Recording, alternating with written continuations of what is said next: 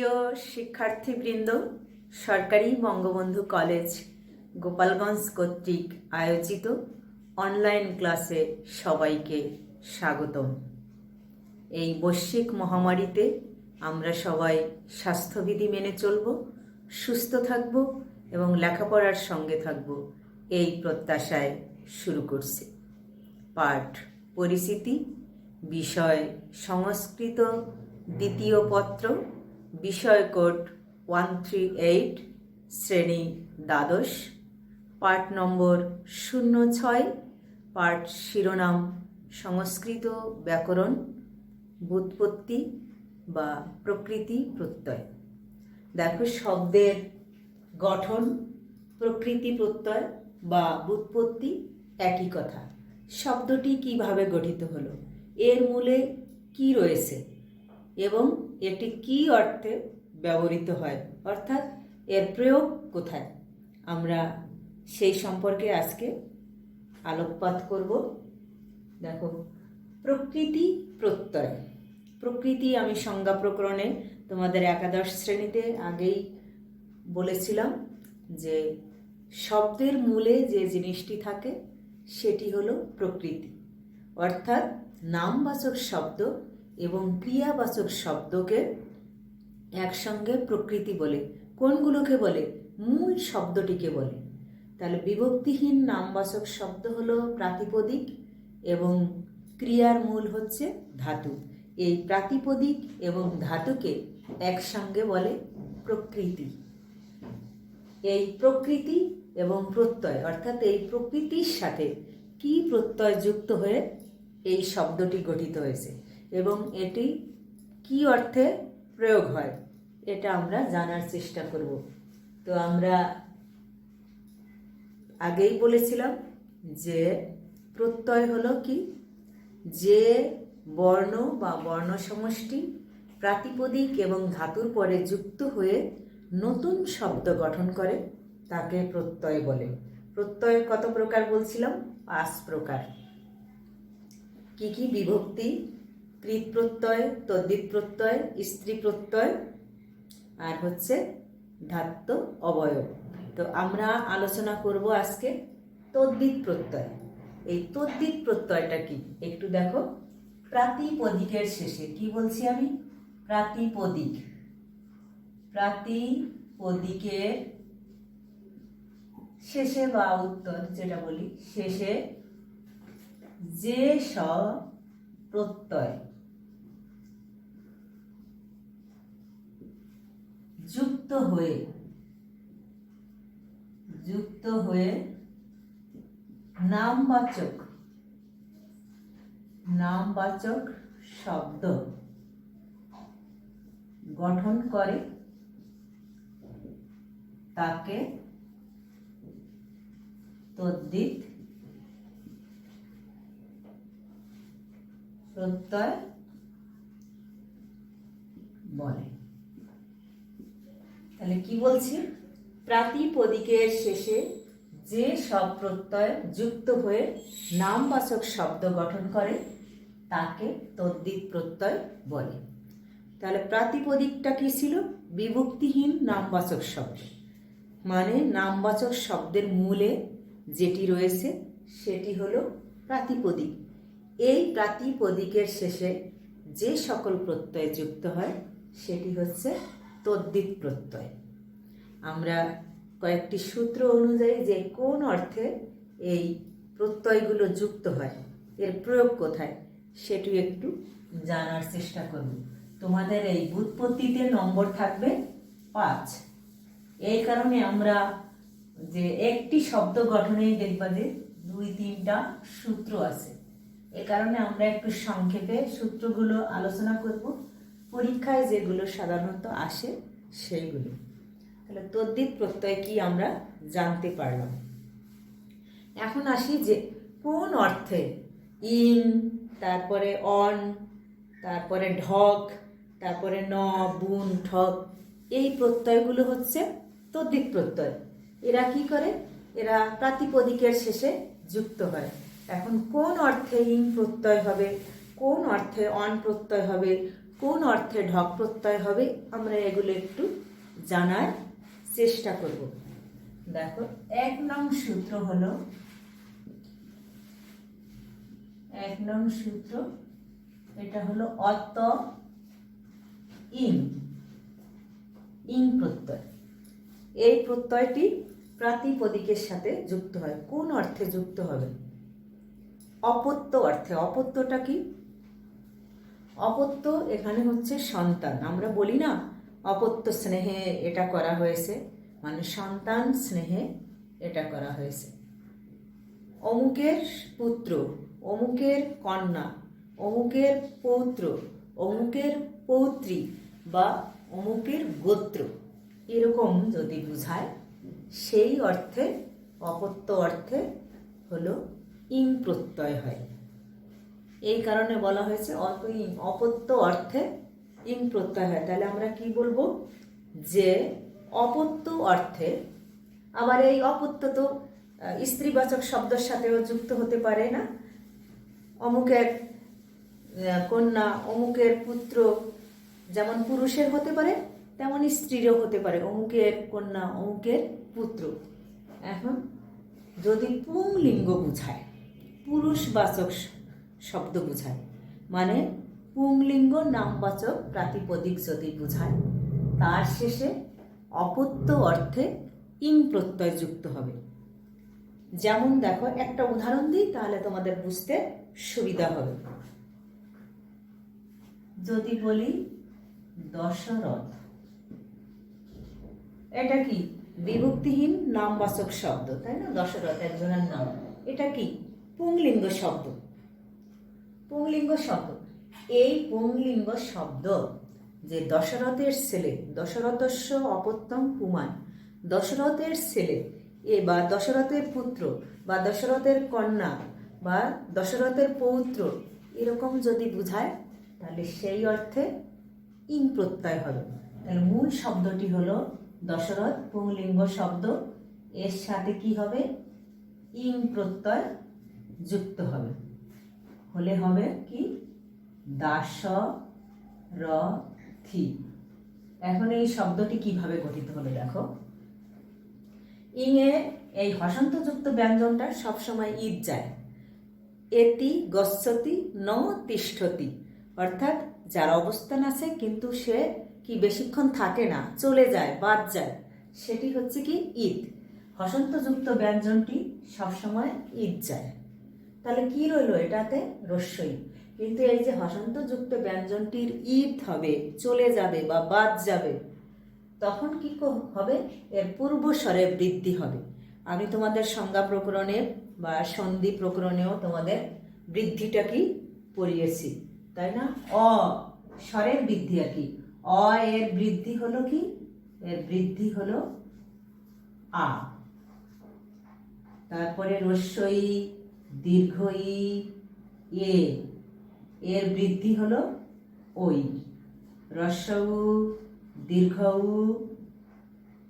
এবং ও এর বৃদ্ধি হলো ও। তাহলে অ এর বৃদ্ধি হলো আ, রস্যই, দীর্ঘই, এ, এই 3 বর্ণের বৃদ্ধি হলো ওই। মানে এই 3টার যে কোনো একটা যদি পূর্বস্বরে থাকে তার বৃদ্ধি হবে ওই।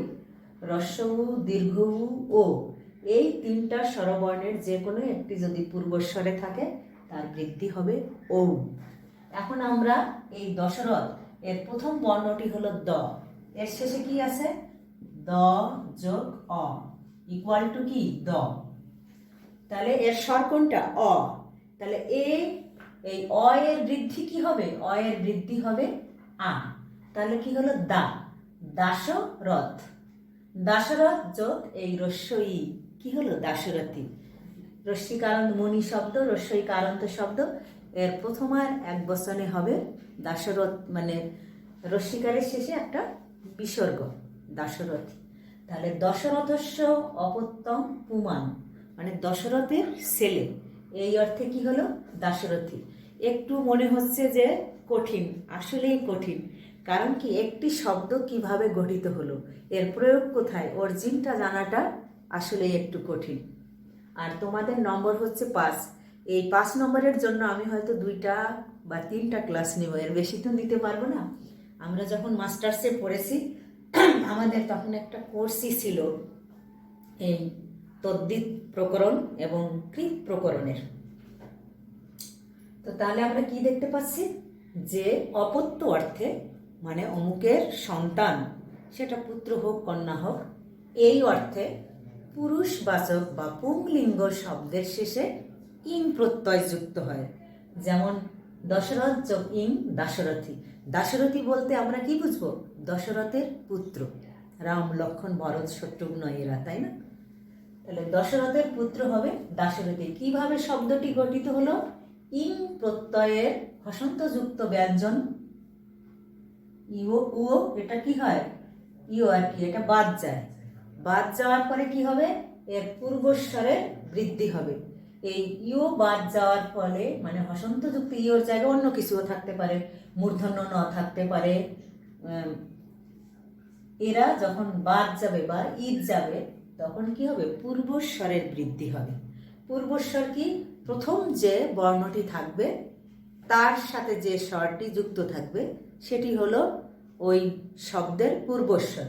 সেই পূর্বস্বরের দয়ের সাথে আমি এখানে দেখিয়েছি, দয়ের সাথে কি আছে? দ। আমরা যখন দকে উচ্চারণ করছি, তাই না? ব্যঞ্জন বর্ণ নিজে নিজে উচ্চারিত হতে পারে না, কার সাহায্য লাগে? স্বরবর্ণের সাহায্য লাগে।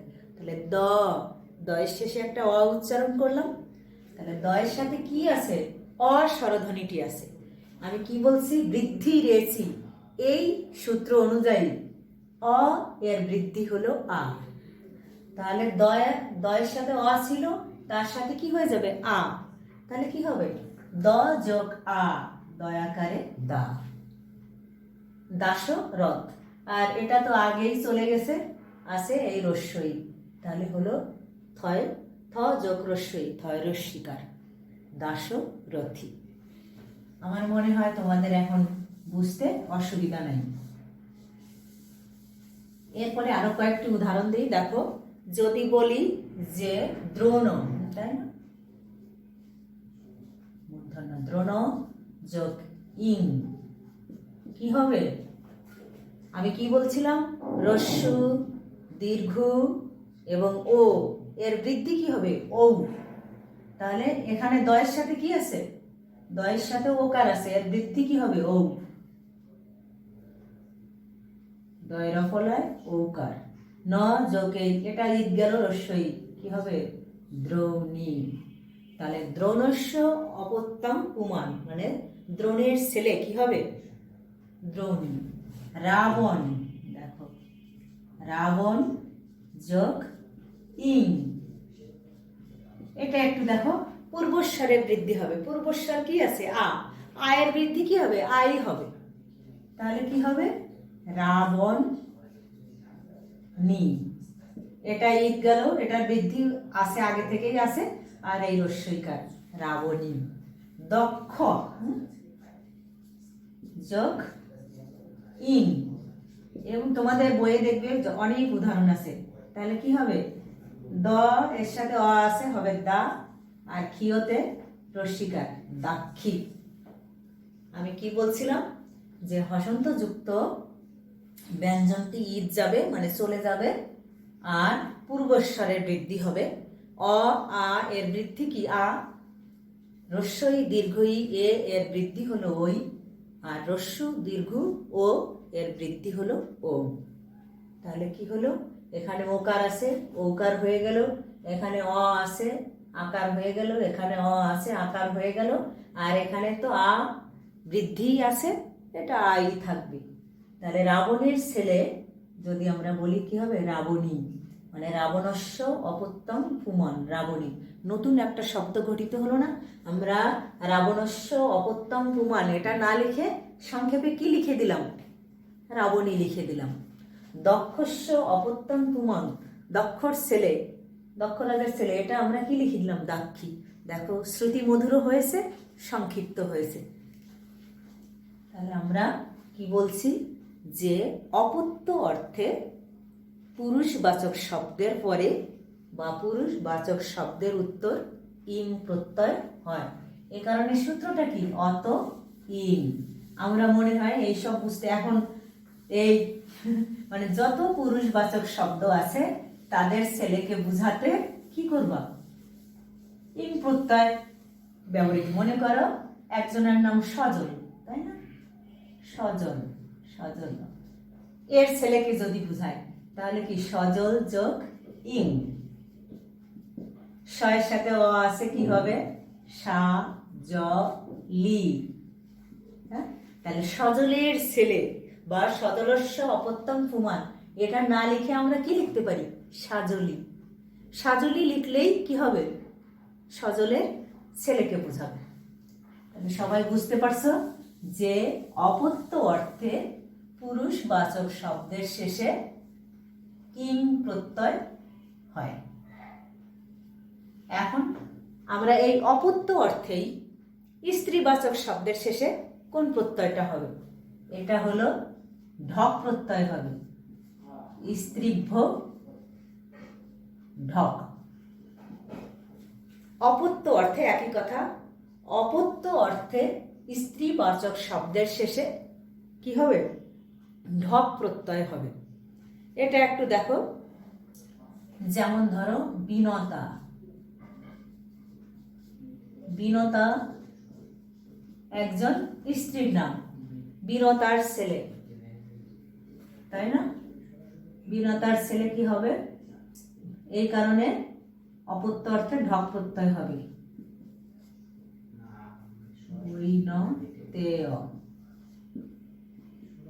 বিনতার ছেলে কি হবে? বৈনতেয়। কিভাবে হলো এটা দেখো, হসন্ত যুক্ত ব্যঞ্জনটির ঈদ যায়, মানে কটি চলে গেল, থাকলো কি? ঢ।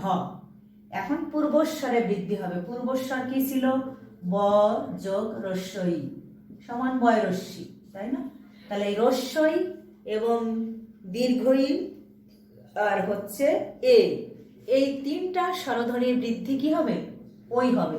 তাহলে বয়ের সাথে আর রস্যিকার না থেকে কি হয়ে যাবে? ঐকার, বয় ঐকার। আর এই ঢ, ঢ এর স্থানে একটু দেখো, ক কিন্তু ঈদ গেল, ক ঈদ যাওয়ার ফলে পূর্বস্বরে বৃদ্ধি হলো। ঢ এর স্থানে কি হবে? এও হবে, এও হবে।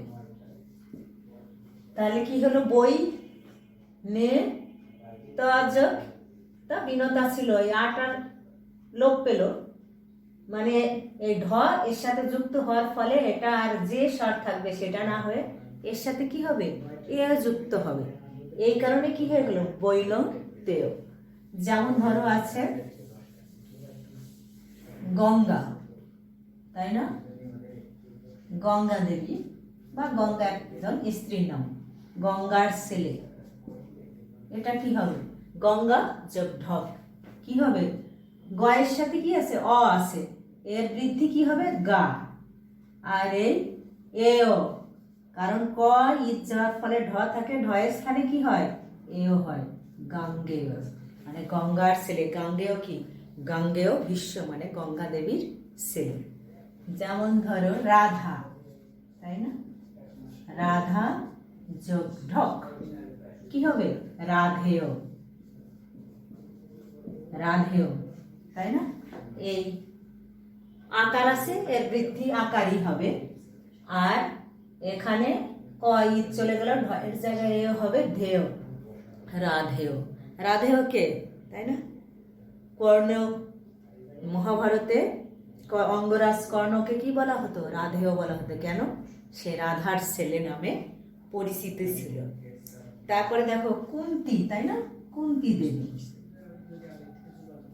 কুন্তী যোগ ঢক কি হবে? একটু বলো এখন।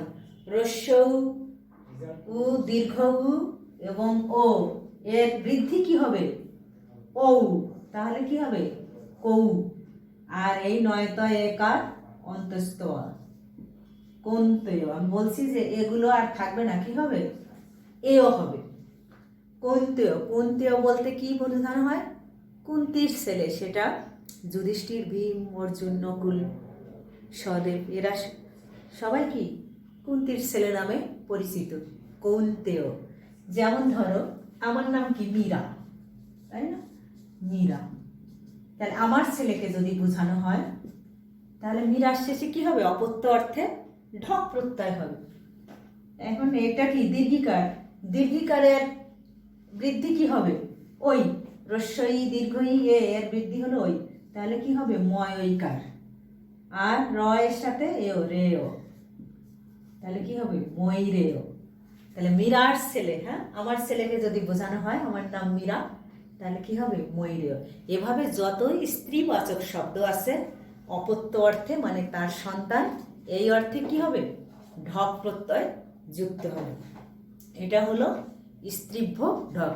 তাহলে অপত্য অর্থে পুরুষবাচক শব্দের শেষে ইং প্রত্যয় হবে, আর অপত্য অর্থে স্ত্রীবাচক শব্দের শেষে ঢক প্রত্যয় হবে।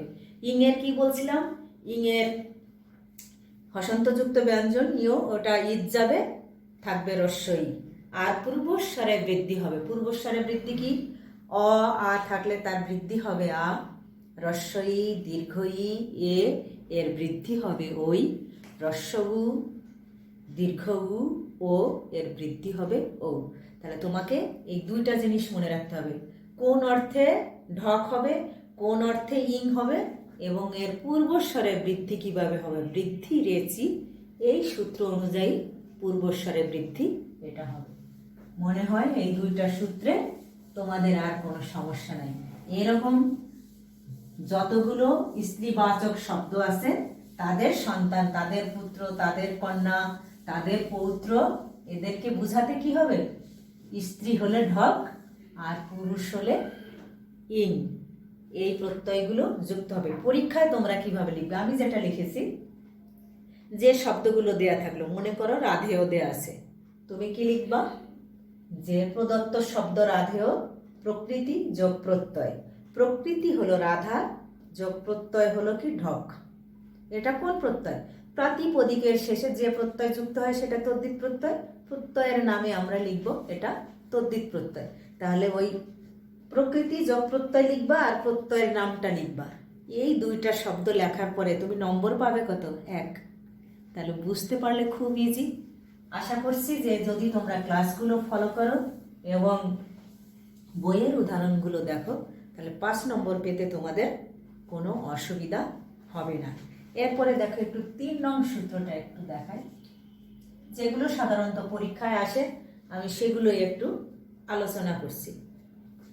স অশ্ব দেবতা, শাস্য দেবতাও অনেকে লিখি, স অশ্ব দেবতা, অর্থাৎ তিনি এর দেবতা বা তিনি এর উপাস্য।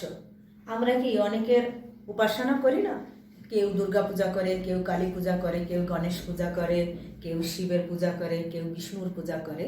তাহলে তিনি এর দেবতা এই অর্থে যে যার উপাসনা করে বা যে যাকে ভক্তি করে, তাহলে তার এই ভক্তদেরকে বুঝাতে এই তিনি এর দেবতা এই অর্থে কি হয়? অন প্রত্যয় যুক্ত হয়। কি হয়? অন প্রত্যয় হয়, অন প্রত্যয় হয়। সহস্র দেবতা মানে তিনি এর দেবতা, এটা বুঝাতে কি হবে? অন প্রত্যয় যুক্ত হবে। যেমন ধরো শিব, তাই না? শিব ঠাকুর আমাদের মহাকাল, তিনি অনেকেরই আরাধ্য। সমস্ত যোগী ঋষিরা কি করে? শিবের আরাধনা করে, মহাকাল সে মৃত্যুঞ্জয়ের আরাধনা করে। তাহলে শিব যাদের দেবতা সেই অর্থে বুঝাতে কি হবে? অন প্রত্যয় যুক্ত হবে। এখন দেখো এটা কি? হসন্তযুক্ত ব্যঞ্জন, এটা কি হবে? ঈদ যাবে। ঈদ গেলে কি হবে? পূর্বস্বরে বৃদ্ধি হবে। পূর্বস্বরটা কি আছে? স যোগ তালবস্য যোগ রস্বই, শিব, তাই না? শিবের স্বয়রস্বীকার, এই রস্বইকারে বৃদ্ধি তাহলে কি হবে? রস্বইকারে বৃদ্ধি হবে ওই। তাহলে এটা কি হয়ে যাবে? স্বইকারে সই। আর এই অ এই বয়ের সাথে যুক্ত হলে কি হবে? অই থাকবে সই ব। তাহলে যারা শিবের আরাধনা করে বা শিব যাদের উপাস্য দেবতা, তারা কি সবাই শৈব। এরপরে দেখো অনেকে আবার কি করে? বিষ্ণুর আরাধনা করে, তাই না? বিষ্ণু আমাদের পালনকর্তা, বিষ্ণু এর আরাধনা করে। তাহলে বিষ্ণু এদের দেবতা এই অর্থে, বা বিষ্ণু এদের উপাস্য এই অর্থে কি হবে? অন প্রত্যয় যুক্ত হবে। এটা রিত যায়, বয় কি হবে? রস্বীকার আছে, বয় ঐকারে হয়ে যাবে। আর এটা দেখো এই উ রস্যুর জায়গা ব হয়ে যাবে, বৈষ্ণব। তাহলে বিষ্ণু যোগ অন, বৈষ্ণব। যারা বিষ্ণুর আরাধনা করে তারা কি? বৈষ্ণব, তাই না? যে বলে না বৈষ্ণব ধর্মাবলম্বী, এই এরা শিব মানে শৈব, এরা শাক্ত, এরকম। তাহলে যারা শক্তির পূজা করে, হ্যাঁ তাই না, মহামায়া, দুর্গা, কালী, কাত্যায়নী, এদের যারা পূজা করে তারা কি? শক্তির আরাধনা করে। তাহলে মানে শক্তি সেই মহাকালী যাদের আরাধ্য। তাহলে কি হবে? স দেখো, স এর শেষে কি আছে? অ আছে। তাহলে এটা কি হবে? শয়কারের সা। আর এই এর সাথে যেটা থাকবে সেটার ঈদ যাবে, হলো কি? শাক্ত, রস্বইকারের ঈদ যাবে। প্রত্যেকটাই আমরা দেখছি যে শেষে এদের যেটা থাকে স্বর, সেই স্বরটার ঈদ যে এখান থেকে যেটা থাকে সেটা যুক্ত হয়। ঢয়ের জায়গায় এও হয়েছিল, আর এখানে তো অয়ের কোনো চিহ্ন নাই। অ ইকুয়াল টু কি? জিরো না? অয়ের কোনো কার চিহ্ন নেই। তাহলে কি হলো? এটা শাক্ত। তাহলে যারা শক্তির উপাসনা করে তারা হলো শাক্ত, যারা বিষ্ণুর উপাসনা করে তারা হলো বৈষ্ণব, যারা শিবের উপাসনা করে তারা হলো শৈব। তাহলে ইনি এর উপাস্য, বা ইনি এর ভক্তি করেন, বা ইনি এর পূজা করেন, বা এনাকে যারা দেবতা মনে করে। তাহলে যারা এই বিশ্বে যারা শিবের আরাধনা করে তারা কি? শৈব। এই বিশ্বে যারা বিষ্ণুর আরাধনা করে তারা কি? বৈষ্ণব। এই বিশ্বে যারা শক্তির আরাধনা করে, দুর্গা, কালী, তাই না, এদের মহাকালীর, কাত্যায়নী, এদের যারা আরাধনা করে তারা হলো শাক্ত। তাহলে আমরা কোন অর্থে অন প্রত্যয় যুক্ত করব? যে স অশ্ব দেবতা, অর্থাৎ তিনি এর দেবতা, এটা যদি বুঝায় তাহলে সেখানে কি হবে? সেখানে অন প্রত্যয় হবে।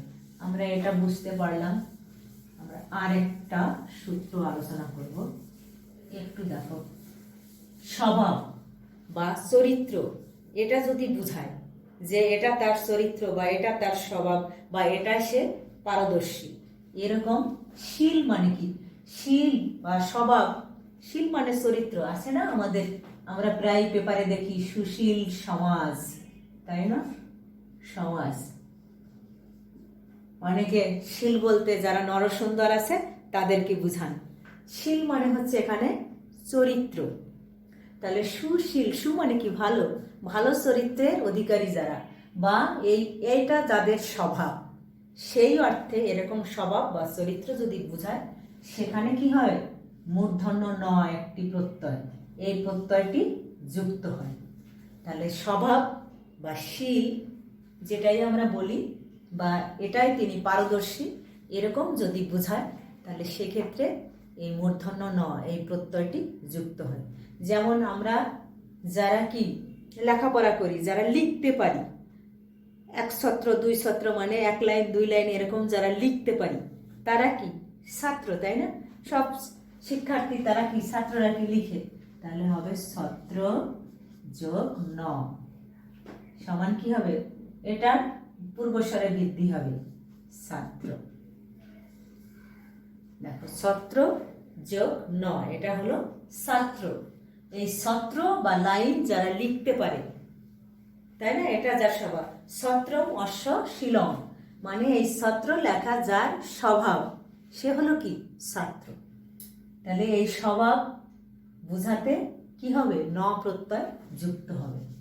তাহলে ছত্র মানে কি? লাইন বা পংক্তি। এ যে লেখা যার স্বভাব, সে কে? ছাত্র। তাহলে ছাত্র শব্দটি কিভাবে গঠিত হয়েছে? ছত্র যোগ ন প্রত্যয় সমান হলো কি? ছাত্র। মানে ছত্রম অশ্ব শিলম, ছত্র লেখা যার স্বভাব, সে হলো কি? ছাত্র। এরকম তপস যোগ ন, তপস মানে এখানে তপস্যা, তপস্যা করা যার স্বভাব, তিনি কি? তাপস। তাহলে যদি স্বভাব তার, এটাই তিনি পারদর্শী, বা এটা তার স্বভাব, এরকম যদি বোঝায় তাহলে সেই ক্ষেত্রে কি হয়, হ্যাঁ, ন প্রত্যয় যুক্ত হয়। তাহলে ছাত্রটা কিভাবে হলো, ছাত্র যোগ ন সমান ছাত্র, তপস যোগ ন সমান হলো কি তাপস। যিনি তপস্যা করা যার স্বভাব তিনি হলেন তাপস। আমরা এই সূত্রগুলো অনেক অনেক অনেক উদাহরণ বইয়ে দেয়া আছে, তোমরা সেই উদাহরণগুলো দেখবে আর এই ক্লাস ফলো করার চেষ্টা করবে। সবাই ভালো থাকবে, সুস্থ থাকবে। আর শীত বৃদ্ধি পেয়েছে, করোনাও বৃদ্ধি পেয়েছে, আমরা আরও বেশি সতর্ক থাকব, সচেতন থাকব, বিনা প্রয়োজনে বাইরে যাব না, আর বাইরে বের হলে অবশ্যই মাস্ক পরব। অর্থাৎ আমরা স্বাস্থ্যবিধি মেনে চলব, সুস্থ থাকব এবং লেখাপড়ার সঙ্গে থাকব। তোমাদের সবাইকে আগামী ক্লাসের যুক্ত হওয়ার আহ্বান জানিয়ে ধন্যবাদ জানিয়ে শেষ করছি।